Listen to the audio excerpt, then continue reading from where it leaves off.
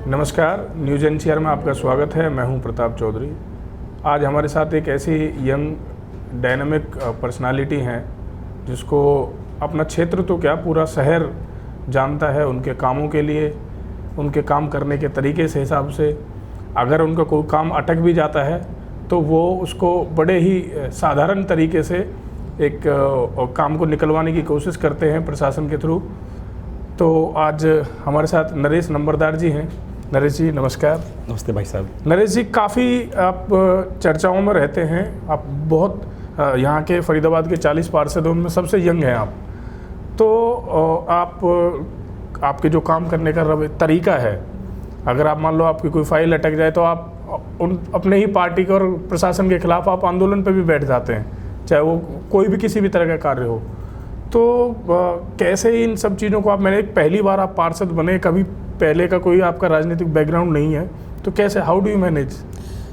सबसे पहले तो मैं धन्यवाद करना चाहूँगा चौधरी साहब आपका। आपने मुझे अपने स्टूडियो के अंदर बुलाकर जो है एक तरह से मेरी जनता के सामने मुझे कुछ कहने का मौका दिया जी। और जहाँ तक आपके प्रश्न का सवाल है, देखिए मैं भारतीय जनता पार्टी का पार्षद हूँ और भारतीय जनता पार्टी जो है वो जन जन की पार्टी है जी। और जनता के हितों की रक्षा करना ही हमारी भारतीय जनता पार्टी का उद्देश्य है। हमें संस्कारी पार्टी से ऐसे मिले हैं कि हमें जनहित के लिए कार्य करना है, व्यक्ति विशेष के लिए कार्य नहीं करना। अगर कोई व्यक्ति विशेष कोई काम गलत कर रहा है, लोगों की डेवलपमेंट की फाइल को रोकता है या लोगों के कामों को रोकता है, तो ये हमारा फर्ज बन जाता है कि भाई हम बखूबी एक सरल तरीके से उसको निपटाएं, साधारण तरीके से निपटाएं। और नहीं मानता तो उसके लिए कड़े या ठोस कदम उठाने से भी हमें नहीं चूकना चाहिए, क्योंकि हम जो है वो अकेला पार्षद बोले तो वो 40,000 लोगों की आवाज़ है, जनता की आवाज़ है। तो जनता के लिए फाइट करना तो बनता भी है, क्योंकि जनता ने वोट देके हमें जिताया। और उम्मीदों पे अगर हम खरा नहीं होते तो फिर हमें इलेक्शन लड़ने का, राजनीति रहने का भी हमारा कोई फायदा नहीं। ठीक बात है। तो नरेश जी, अभी आप आज से 4-5 दिन पहले आपको अनुसूचित जाति वर्ग का आपको जिलाध्यक्ष फरीदाबाद का बनाया गया है, तो उसमें आपकी क्या कार्यप्रणाली रहने वाली है आगे? देखिए, सबसे पहले तो मैं अपनी पार्टी के शीर्ष नेतृत्व का जो धन्यवाद करना चाहूँगा। श्रीमान गोपाल शर्मा जी हमारे जिलाध्यक्ष हैं भारतीय जनता पार्टी के, उनका विशेष तौर पे। हमारे चौधरी कृष्णपाल गुर्जर जी सांसद हैं हमारे, उनका भी मंत्री हैं हमारे, उनका विशेष तौर पे।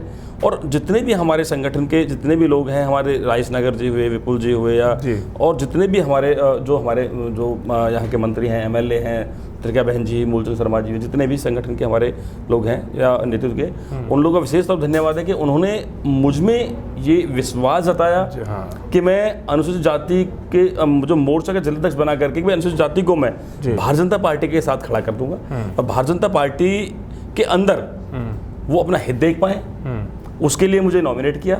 तो मैं धन्यवाद भी करता हूँ और अपनी पार्टी को आश्वस्त भी करता हूँ कि जो विश्वास उन्होंने मेरे अंदर जताया है, दिखाया है, उस विश्वास के साथ पूरे क्षेत्र का दलित समाज भारतीय जनता पार्टी के साथ रहेगा, भारतीय जनता पार्टी के हित में अपना हित देखेगा और एक एक व्यक्ति को भारतीय जनता पार्टी के जो है कार्यप्रणाली और जो उसका जो विचारधारा है उससे भलीभूत करके भारतीय जनता पार्टी के साथ जोड़ने का हम लोग काम करेंगे और एक ऐसा संगठन भारतीय जनता पार्टी के साथ खड़ा कर देंगे फरीदाबाद के अंदर, ताकि जो हमारे जो अध्यक्ष हैं गोपाल शर्मा जी, उनकी पीठ थपथपाने के लिए जो है राष्ट्र से जो है व्यक्ति विशेष आए और उनकी पीठ थपथपाए कि वास्तव में पहली बार किसी आपने जिला अध्यक्ष का जो है एक जो यहाँ चयन किया है, तो वो मैं काम करने का पूरे प्रयत्न। अच्छा नरेश जी, अब जैसे कि नगर निगम चुनावों में लगभग मेरे ख्याल से 1 साल और रह गया। जी। तो आगे की आपकी किस तरह की प्रक्रिया है? दोबारा से आप चुनाव लड़ेंगे और लोगों का आपको सपोर्ट कैसा मिल रहा है?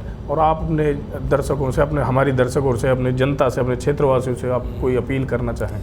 देखिए, पहली बात तो मैं भारतीय जनता पार्टी का पार्षद हूँ जी अभी, और भारतीय जनता पार्टी ने मेरी विचारधारा से प्रभावित होकर के मुझे विश्वास जताते हुए मुझे फरीदाबाद जिले का अनुसूचित मोर्चे का जिलाध्यक्ष बनाया। बिल्कुल। तो संगठन में काम मुझे भारतीय जनता पार्टी ने दे दिया है, जिसको बखूबी मैंने करना भी एक जिम्मेदारी होगी। और जहाँ तक पार्षद की बात है, तो भारतीय जनता पार्टी अगर मुझे इलेक्शन में चुनाव में उतारेगी तो डेफिनेटली मैं चुनाव लड़ूंगा।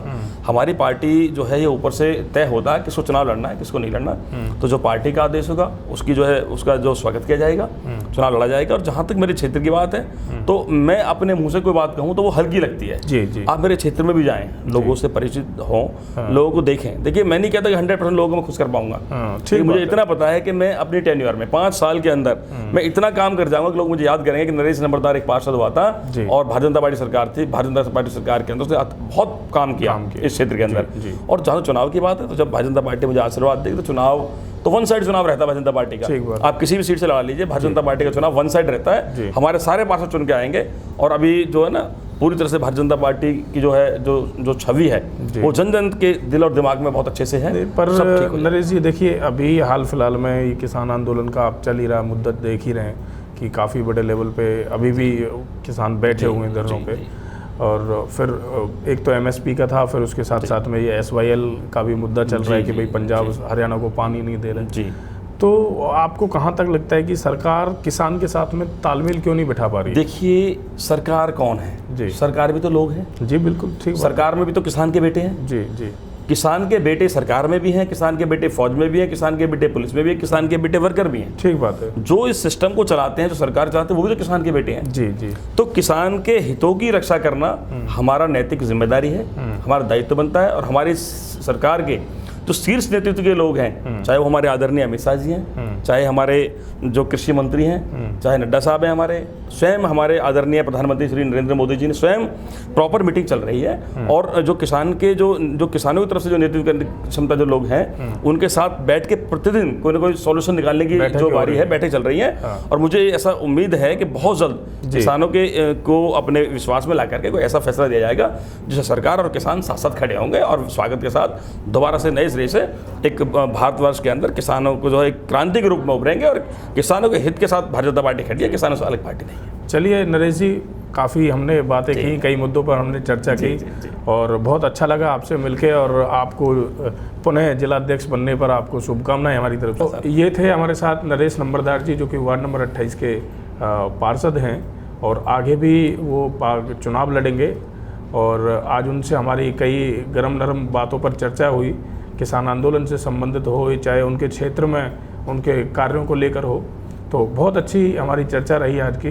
तो आगे नरेश नंबरदार जी दोबारा से उनके क्षेत्रवासी उनको पार्षद चुने, तो उसके लिए वो तो अच्छा है। धन्यवाद।